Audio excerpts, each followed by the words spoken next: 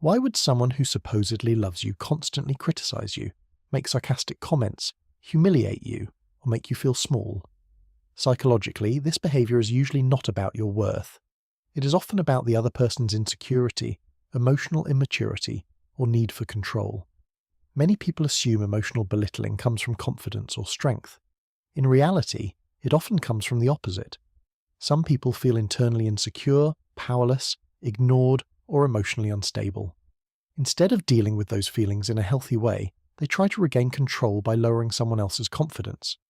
When they criticize you, mock you, or make you doubt yourself, they temporarily feel more powerful. This can happen in subtle ways. Not every emotionally harmful partner screams or insults openly. Sometimes it appears as jokes, constant correction, passive-aggressive comments, eye-rolling, comparing you to others, or making you feel overly sensitive for reacting. Over time, these small moments slowly affect your self-image. Psychologists sometimes describe this as a form of emotional conditioning. If a partner repeatedly reacts with criticism, disappointment, or humiliation, your brain begins adapting to avoid conflict. You may become quieter, more anxious, overly careful, or constantly focused on pleasing them. Eventually, you stop expressing yourself naturally because your nervous system learns. If I fully speak or act freely, I may get hurt emotionally. That is why people in these relationships often lose confidence slowly instead of suddenly. Another important psychological factor is projection. People sometimes attack in others what they secretly dislike in themselves. A partner who constantly calls you weak, stupid, selfish, lazy, dramatic, or unattractive may actually be struggling with their own deep feelings of inadequacy. Instead of facing those uncomfortable emotions internally, they project them outward onto you. Control also plays a major role. In unhealthy relationships, emotional criticism can become a way to create dependency.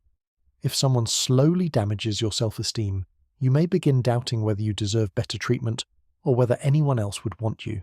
The lower your confidence becomes, the easier it is for controlling behavior to continue.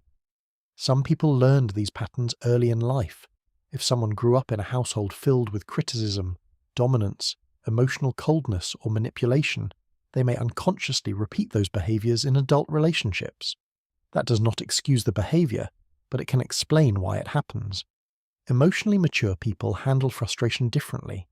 They communicate problems directly without humiliating the other person.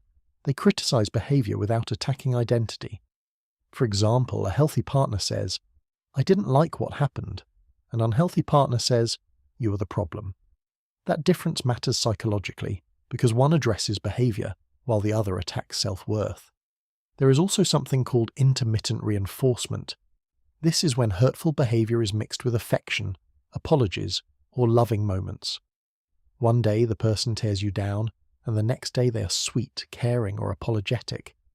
That emotional inconsistency creates confusion and emotional dependency. Your brain keeps hoping for the good version of the person to return permanently. This pattern can become psychologically addictive because the occasional affection feels extremely rewarding after emotional pain. Over time, many people begin blaming themselves. They think, maybe I am too sensitive. Maybe I deserve this. Maybe if I change, things will improve. But healthy love should not constantly make you feel small, anxious, afraid, or emotionally exhausted. A loving relationship should feel emotionally safe. That does not mean there are no disagreements or criticism. Every relationship has conflict. But healthy conflict still contains respect. A healthy partner can be angry without humiliating you. They can disagree without destroying your confidence. They can communicate frustration without making you feel worthless. And perhaps the most important psychological truth is this.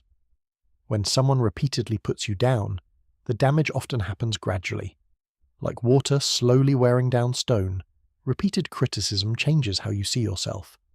That is why emotional disrespect should never be minimized simply because there are no physical bruises. Words can reshape identity.